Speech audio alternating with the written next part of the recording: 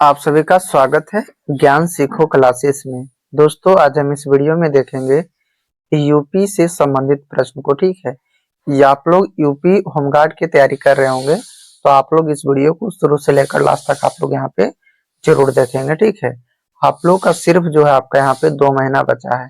आप लोग का 25 अप्रैल से आप लोग का एग्जाम जो है यहाँ पे शुरू होने वाला है। ठीक है, यदि आप लोग अभी तक वीडियो को लाइक नहीं किए हैं तो सबसे पहले तो आप लोग वीडियो को लाइक कीजिए और जितने भी आपके पास दोस्त हैं सभी के पास इस वीडियो को शेयर करेंगे।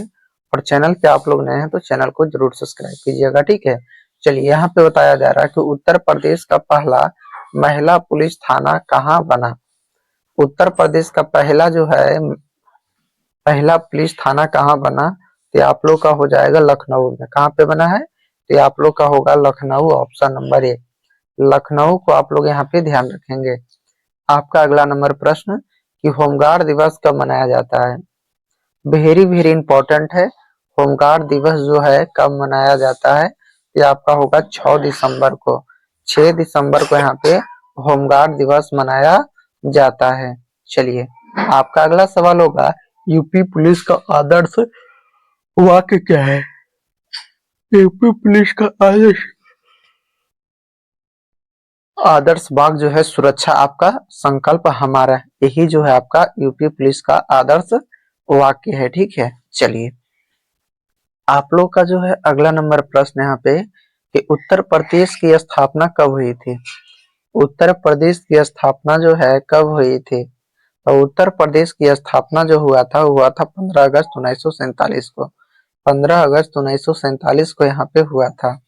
चलिए, आपका अगला सवाल हो जाएगा उत्तर प्रदेश का राज्य पशु है। उत्तर प्रदेश का जो राज्य पशु है कौन सा है। उत्तर प्रदेश का राज्य जो पशु है वो आपका है बारहसिंघा। बारहसिंघा ऑप्शन नंबर सी। बारहसिंघा होगा आपका, ऑप्शन नंबर सी होगा। उत्तर प्रदेश का सबसे अधिक जनसंख्या वाला जिला कौन सा है। उत्तर प्रदेश का सबसे अधिक जनसंख्या वाला जिला जो है कौन सा है, तो आपका होगा Prayagraj, option number D. Prayagraj को आप लोग यहाँ पे ध्यान रखेंगे। प्रयागराज को आप लोग यहाँ पे ध्यान रखेंगे। आपका अगला सवाल होगा कि उत्तर प्रदेश में कितने मंडल हैं। वेरी वेरी इंपॉर्टेंट है। उत्तर प्रदेश में कितने मंडल हैं, तो आपका हो जाएगा यहाँ पे 18 मंडल, ऑप्शन नंबर सी। 18 मंडल को आप लोग यहाँ पे ध्यान रखेंगे। उत्तर प्रदेश का राजकीय पक्षी क्या है। उत्तर प्रदेश का राजकीय जो पक्षी है वो आपका है सारस। सारस हो जाएगा आपका, ऑप्शन नंबर बी। सारस को आप लोग यहाँ पे ध्यान रखेंगे। सारस को आप लोग यहाँ पे ध्यान रखिएगा।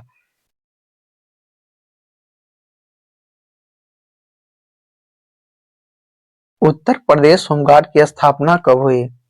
उत्तर प्रदेश होमगार्ड का जो स्थापना हुआ था वो हुआ था 1962 ईस्वी में। कब हुआ था, तो 1962, ऑप्शन नंबर आप लोगों का यहाँ पे डी होगा। ठीक है, चलिए बताइएगा।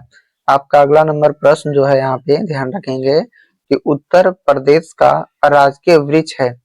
उत्तर प्रदेश का राजकीय जो वृक्ष है वो आपका होगा अशोक। अशोक होगा यहाँ पे, ऑप्शन नंबर डी। अशोक को आप लोग यहाँ पे ध्यान रखेंगे। आपका अगला सवाल होगा यहाँ पे कि यूपी का सबसे बड़ा जिला कौन सा है। यूपी का सबसे बड़ा जिला क्षेत्रफल के अनुसार तो आपका होगा लखीमपुर खीरी। लखीमपुर खीरी होगा आपका, option number C. Very very important है, आप लोग यहाँ पे ध्यान रखिएगा। आपका अगला सवाल होगा कि उत्तर प्रदेश के प्रथम मुख्यमंत्री थे। उत्तर प्रदेश के प्रथम मुख्यमंत्री थे, ये आपका होगा गोविंद बल्लभ पंत। गोविंद बल्लभ पंत होगा आपका, option number B. Govind Ballabh Pant होगा आपका, ऑप्शन नंबर यहाँ पे बी होगा। चलिए बताइएगा, उत्तर प्रदेश की सबसे लंबी नदी कौन सी है। उत्तर प्रदेश की सबसे लंबी नदी कौन सी है। वेरी वेरी इंपॉर्टेंट है, ध्यान रखेंगे। उत्तर प्रदेश की सबसे लंबी जो नदी है वो आपका होगा यहाँ पे गंगा नदी। गंगा नदी यहाँ पे आप लोग ध्यान रखिएगा। आप लोग का अगला सवाल होगा गंगा नदी यूपी के किस शहर से होकर बहती है। होकर नहीं बहती है, तो आपका होगा मथुरा। ठीक है, देखिएगा कानपुर, वाराणसी, प्रयागराज, ये तीनों जगह से जो आपका गंगा नदी बहती है और मथुरा से आपका नहीं बहती है, ध्यान रखिएगा। ठीक है, चलिए आपका अगला सवाल होगा यूपी का लोक नृत्य कौन सा है? यूपी का जो लोक नृत्य है वो कौन सा है?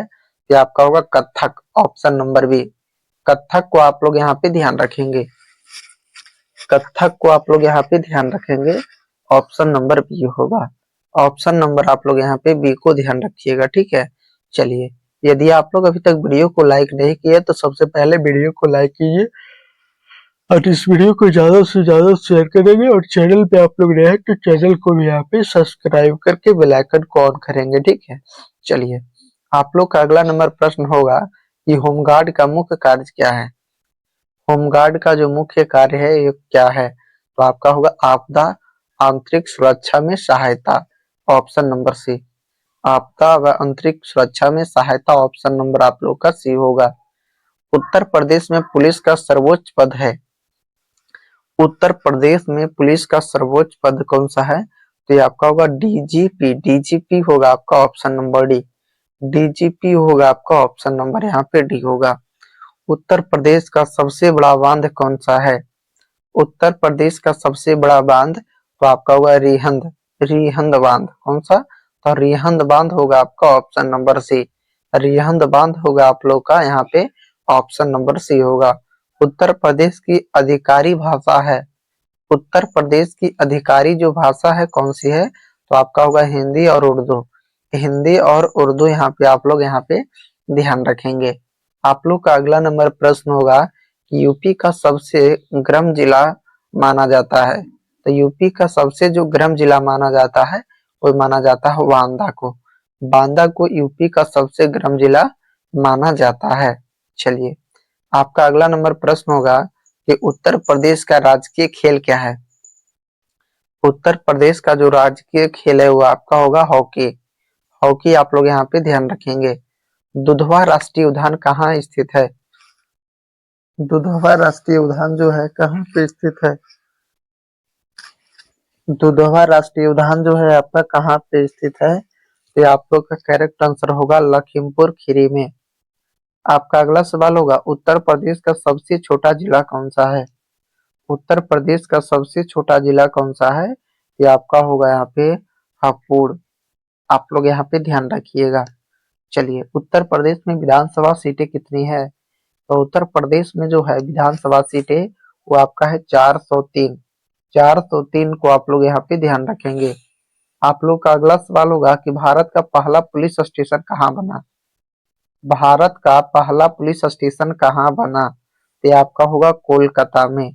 कोलकाता ऑप्शन नंबर है। भारत में पहला पुलिस स्टेशन जो है कोलकाता में बना है। कोलकाता को आप लोग यहाँ पे ध्यान रखेंगे। आप लोग का अगला नंबर प्रश्न होगा कि उत्तर प्रदेश में विधानसभा परिषद के सदस्य होते हैं। उत्तर प्रदेश में विधानसभा परिषद के सदस्य होते हैं, तो ये आप लोग को ध्यान रखना होगा 100 सदस्य होते हैं। 100 सदस्य को आप लोग यहाँ पे ध्यान रखेंगे, ऑप्शन नंबर सी होगा। 100 सदस्य को आप लोग यहाँ पे ध्यान रखेंगे। उत्तर प्रदेश में सबसे ज्यादा चीनी मिले हैं। उत्तर प्रदेश में सबसे ज्यादा चीनी मिले हैं तो आपका होगा पश्चिमी यूपी में। पश्चिमी यूपी में जो है आपका सबसे अधिक चीनी मिले हैं। आपका अगला सवाल होगा कि महात्मा बुद्ध ने पहला उपदेश कहाँ दिया था? महात्मा बुद्ध ने पहला जो उपदेश है कहाँ पे दिया था? तो आपका होगा सारनाथ में, ऑप्शन नंबर बी होगा। सारनाथ को आप लोग यहाँ पे ध्यान रखेंगे, वेरी वेरी इंपॉर्टेंट है। सारे प्रश्न आपका वेरी वेरी इंपॉर्टेंट है। इसका आंसर आप लोग कमेंट कीजिए कि कुशीनगर किससे संबंधित है? कुशीनगर किससे संबंधित है? तो आपका होगा निवारण से, निवारण, निवारण से, ठीक है। निवारण होगा आपका ऑप्शन नंबर सी। निवारण होगा आपका ऑप्शन नंबर सी होगा। चलिए, इसका आंसर आप लोग कमेंट कीजिएगा कि उत्तर प्रदेश का सबसे ऊंचा बांध है। उत्तर प्रदेश का सबसे जो ऊंचा बांध है ये आपका होगा Rihand, option number A. Rihand बांध होगा आपका ऑप्शन नंबर ए होगा। चलिए, इसका आंसर कमेंट करेंगे। उत्तर प्रदेश के राज्यपाल की नियुक्ति कौन करता है? उत्तर प्रदेश के राज्यपाल की नियुक्ति जो है कौन करता है? ये आपका होगा राष्ट्रपति करता है, ऑप्शन नंबर सी होगा। राष्ट्रपति को आप लोग यहाँ पे ध्यान रखेंगे। आपका अगला सवाल होगा कि उत्तर प्रदेश में कुल कितने लोकसभा सीटें हैं। उत्तर प्रदेश में कितने कुल लोकसभा सीटें हैं, तो आपका होगा 80, ऑप्शन नंबर सी। 80 को आप लोग यहाँ पे ध्यान रखेंगे। लखनऊ किस नदी के तट पर है। लखनऊ किस नदी के तट पे है, तो ये आपका होगा गोमती नदी, ऑप्शन नंबर सी। गोमती नदी होगा आपका, ऑप्शन नंबर सी होगी। चौरी चौरा कांड कहाँ हुआ था, तो आपका होगा गोरखपुर में। चौरी चौरा कांड जो हुआ था यह हुआ था आपका गोरखपुर, ऑप्शन नंबर ए। ठीक है, चलिए मैं उम्मीद करता हूँ कि आप लोग सारे प्रश्न को बहुत ही आसानी से कर पाए होंगे। यदि आप लोग अभी तक वीडियो को लाइक नहीं किए हैं तो सबसे पहले तो वीडियो को लाइक कीजिएगा और इस वीडियो को आप लोग ज्यादा से ज्यादा शेयर करेंगे। और चैनल पे आप लोग नए हैं तो चैनल को भी यहाँ पे सब्सक्राइब करके बेल आइकन को ऑन करेंगे। फटाफट आप लोग यहाँ पे तैयार हो जाइएगा। फटाफट आप लोग यहाँ पे तैयार हो जाएंगे। फर्स्ट नंबर सवाल में है कि मनुष्य में भोजन का पाचन कहाँ से प्रारंभ होता है। तो मनुष्य में भोजन का जो पाचन है कहाँ से प्रारंभ होता है, ये आप लोग ध्यान रखेंगे, आपका हो जाएगा मुख से। ठीक है, चलिए बताइएगा अगला नंबर प्रश्न कि मनुष्य के लार ग्रंथि में निकलने वाली एंजाइम को क्या कहते हैं। मनुष्य के लार ग्रंथि में निकलने वाली एंजाइम को हम लोग यहाँ पे कहते हैं टाइलिन। क्या कहते हैं जी, तो आप लोग को ध्यान रखना होगा, टाइलिन को आप लोग यहाँ पे ध्यान रखेंगे। चलिए आपका अगला सवाल कि भोजन में उपस्थित हानिकारक जीवाणुओं में नष्ट करने का काम करता है। भोजन में उपस्थित हानिकारक जीवाणुओं को नष्ट करने में काम करता है, तो आपका होगा लाइसोजाइम। लाइसोजाइम यहाँ पे आप लोग ध्यान रखेंगे। आपका अगला सवाल होगा अमाशय में भोजन लगभग कितने समय तक रहता है, तो आपका होगा 4 घंटे तक। आपका अगला नंबर प्रश्न हो जाएगा, यहाँ पे ध्यान रखिएगा। यहाँ पे आप लोग का अगला नंबर प्रश्न होगा कि भोजन के अमाशय में पहुंचने पर पाइलोरिक ग्रंथि से कौन सा रस निकलता है, तो आपका होगा जठर रस। ठीक है, यहाँ पे आप लोग का अगला सवाल होगा अमाशय में निकलने वाले जठर रस में कौन सा एंजाइम होते हैं, तो आपका होगा पेप्सिन और रेनिन। पेप्सिन और रेनिन होती है। लार किसके पाचन में मदद करता है, तो आपका होगा स्टार्च। मनुष्य की पहचान नली कितने फीट लंबी होती है, तो आपका होगा 32 फीट। हड्डियों व दांतों में मौजूद रासायनिक लवक कौन सा है, तो आपका होगा कैल्शियम फास्फेट। कैल्शियम फास्फेट को आप लोग यहाँ पे ध्यान रखेंगे। आप लोग का जो है अगला नंबर प्रश्न यहाँ पे ध्यान रखिएगा, वेरी वेरी इंपॉर्टेंट है कि टाइलिन एंजाइम का स्रोत है। तो टाइलिन एंजाइम का जो स्रोत है आपका होगा लार ग्रंथि। अमाशय में कौन सा एंजाइम प्रोटीन को पचाने में मदद करता है, ये आपका हो जाएगा पेप्सिन। अमाशय ग्रंथि की पेप्सिन स्रावित ग्रंथियों कौन सी है, तो आपका होगा मुख्य कोशिकाएं। मुख्य कोशिकाएं को आप लोग यहाँ पे ध्यान रखेंगे। किस पाचन अंग में अम्ल होता है, किस पाचन अंग में अम्ल होता है, ये आपका होगा अमाशय में। कहाँ पे, ये आप लोग को ध्यान रखना होगा, अमाशय में। कौन सा अम्ल अमाशय में रहता है, तो आपका होगा हाइड्रोक्लोरिक अम्ल। हाइड्रोक्लोरिक अम्ल को आप लोग यहाँ पे ध्यान रखेंगे। ठीक है, चलिए बताइएगा आप लोग अगला नंबर जो प्रश्न होगा, ध्यान रखेंगे कि मवेशी घाव निकलने के बाद कहाँ संग्रह करता है, तो आपका होगा प्रथम अमाशय में। प्रथम अमाशय में पाचन क्रिया में प्रोटीन किस पदार्थ में बदल जाता है, तो आपका होगा एमिनो अम्ल में। एमिनो अम्ल में यहाँ पे बदल जाता है। एमिनो अम्ल की आवश्यकता किसके संश्लेषण के लिए होती है। एमिनो अम्ल की जो है आवश्यकता किसके संश्लेषण के लिए होती है, तो आप लोग को ध्यान रखना होगा, प्रोटीन हो जाएगा। ठीक है, प्रोटीन को आप लोग यहाँ पे ध्यान रखेंगे। आप लोग का जो है अगला नंबर प्रश्न कि मानव जठर में प्रोटीन पाचन के लिए उपयुक्त अनुकूलतम प्रवेश है, तो आपका होगा अम्लीय। क्या है जी, तो आप लोग को ध्यान रखना होगा, अम्लीय हो जाएगा। ठीक है, चलिए बताइएगा अगला नंबर प्रश्न आप लोग का होगा कि कौन सा एंजाइम प्रोटीन को पेप्टोन में बदलता है, तो आपका होगा पेप्सिन। दूध को दही में संस्कृत करने का एंजाइम का क्या कहते हैं, तो रेनिन होता है। क्या होता है जी, ये आप लोग को ध्यान रखना होगा, रेनिन होता है। चलिए दूध प्रोटीन को पचाने वाला एंजाइम है। दूध प्रोटीन को पचाने वाला एंजाइम को हम लोग कहते हैं रेनिन। क्या कहते हैं? या आप लोग को ध्यान रखना होगा, रेनिन को आप लोग यहाँ पे ध्यान रखेंगे। दूध में कौन सा प्रोटीन लैक्टोज युग्म होता है? तो आपका होगा केसिन और लैक्टोज। दूध में पाए जाने वाला मुख्य प्रोटीन कौन सी है? तो आपका होगा केसिन। ग्लूकोज को इथाइल अल्कोहल में कौन सा एंजाइम बदलता है? ग्लूकोज को इथाइल अल्कोहल में कौन सा एंजाइम बदलता है? तो आपका होगा जाइमेज। जाइमेज को आप लोग यहाँ पे ध्यान रखेंगे। आप लोग का अगला नंबर प्रश्न होगा कि किस एंजाइम की उपस्थिति के कारण HIV अक्सर अपना आकार बदल लेता है? तो आपका होगा रिवर्स ट्रांसक्रिप्टेशन। मछली प्रथम श्रेणी का प्रोटीन है, क्यों? उसमें होते हैं, ये आपका होगा अमाशय एमिनो अम्ल होते हैं। ठीक है, चलिए बताइएगा। मुख में मंड का लैक्टोज में पाचन किसके द्वारा होता है? तो आपका होगा टाइलिन के द्वारा। ये भी आप लोग को ध्यान रखना होगा। कौन सा एक रेशेदार प्रोटीन है? केराटिन।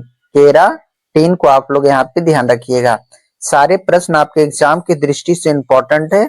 आप लोग अभी तक वीडियो को लाइक नहीं किए हैं तो सबसे पहले तो आप लोग वीडियो को लाइक कीजिए और इस वीडियो को आप लोग ज्यादा से ज्यादा शेयर करेंगे और चैनल पे आप लोग नए हैं तो चैनल को जरूर सब्सक्राइब करेंगे। ठीक है, चलिए आप लोग का देखिएगा अगला नंबर जो प्रश्न है, यहाँ पे ध्यान रखेंगे आप लोग कि किस अंग पर उंगली के समान उभरी हुई संरचना होती है जिसे दीर्घारोप या रसाकूर कहते हैं? तो आपका होगा छोटी आंत को। छोटी आंत आप लोग यहाँ पे ध्यान रखेंगे। मानव शरीर में पाचन का अधिकांश भाग किस अंग में संपन्न होता है? मानव शरीर में पाचन का अधिकांश भाग किस अंग में संपन्न होता है? तो आपका होगा छोटी आंत में। आप लोग का अगला सवाल होगा कि अधिकतम पोषक तत्व रक्त में कहां से अवशोषित होते हैं? तो आपका होगा छोटी आंत से। सिग्माइड कोलन किसका एक भाग है? तो आपका होगा बड़ी आंत का। किसका है? तो एक होगा आपका बड़ी आंत का। चलिए, मानव शरीर में सबसे बड़ी ग्रंथि कौन सी है? तो आपका होगा यकृत, जिसे हम लोग लीवर भी बोलते हैं। चलिए बताइएगा आप लोग। अगला नंबर प्रश्न होगा आप लोग का कि लीवर किस भरपूर स्रोत है? लीवर किसका भरपूर स्रोत है? तो आपका होगा वसा घुलनशील विटामिन का। किसका संश्लेषण यकृत द्वारा किया जाता है? किसका संश्लेषण यकृत द्वारा किया जाता है? तो आपका होगा विटामिन ए का। पचे हुए भोजन में मौजूद विषैले पदार्थ का कौन सा अंग चूषण करता है? तो आपका होगा यकृत। वह कौन सा अंग है जो मानव शरीर में ग्लूकोज के रूप में कार्बोहाइड्रेट जमा करता है? तो ये आपका हो जाएगा यहाँ पे यकृत। ठीक है, कौन सा अंग ग्लूकोज को ग्लूकोज में बदलता है और रक्त को शुद्ध करता है? तो आपका होगा यहाँ पे यकृत। ठीक है, सारे प्रश्न यहाँ पे इंपॉर्टेंट है, आप लोग ध्यान रखेंगे। ठीक है, चलिए बताइएगा। आप लोग का अगला सवाल होगा कि स्तनधारी किसमें यूरिया बनाते हैं? तो आपका होगा यकृत में। ग्लाइलोज किस अंग में जमा होता है? ये भी आपका होगा यकृत में। हेपेटाइटिस मानव शरीर के किस अंग को प्रभावित करता है? तो आप लोग को ध्यान रखना होगा यकृत को। पीलिया रोग से किसमें संक्रमक होता है? ये आपका होगा यकृत। ठीक है, आपका अगला जो प्रश्न होगा कि किस ग्रंथि में पित्त का उत्पादन होता है? किस ग्रंथि में पित्त का उत्पादन होता है? तो आप लोग को ध्यान रखना होगा यकृत। पित्त कहाँ संग्रहित होता है? तो आपका होगा पित्ताशय में। पित्त जो है पित्ताशय में संग्रहित होता है। चलिए, आपका अगला जो प्रश्न होगा एकदम वेरी वेरी इंपॉर्टेंट है।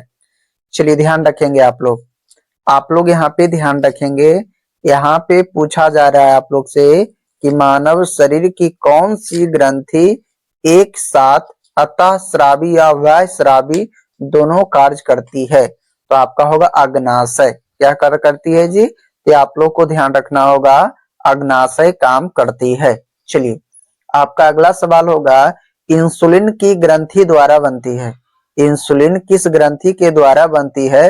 तो आपका होगा अग्नाशय के द्वारा। पैक्रियास की कोशिकाएं जो इंसुलिन उत्पादन करती है वह कहलाती है क्या? तो आपका होगा आइलेट्स ऑफ लैग्रेहासन। चलिए, इंसुलिन की खोज की थी तो आपका होगा बैटिंग और वेस्ट ने। इंसुलिन एक प्रकार का है तो ये आपका हार्मोन है। इंसुलिन जो है एक प्रकार का हार्मोन है, ठीक है। चलिए, यहाँ पे देखेंगे हम लोग, ध्यान रखेंगे कि कौन सा हार्मोन शर्करा की मात्रा को नियंत्रित करता है, तो आपका होगा इंसुलिन, ठीक है। इंसुलिन को आप लोग यहाँ पे ध्यान रखेंगे। सारे प्रश्न आपके एग्जाम की दृष्टि से इंपॉर्टेंट है। यदि आप लोग अभी तक वीडियो को लाइक नहीं किए हैं तो सबसे पहले तो वीडियो को लाइक कीजिए और इस वीडियो को आप लोग ज्यादा से ज्यादा शेयर करेंगे और चैनल पे आप लोग नए हैं तो चैनल को जरूर सब्सक्राइब कीजिए ताकि आने वाले सारे वीडियो का नोटिफिकेशन आप सभी के साथ पहुंचता रहे। तब तक के लिए जय हिंद, जय भारत। अब हम लोग मिलते हैं एक नए वीडियो में।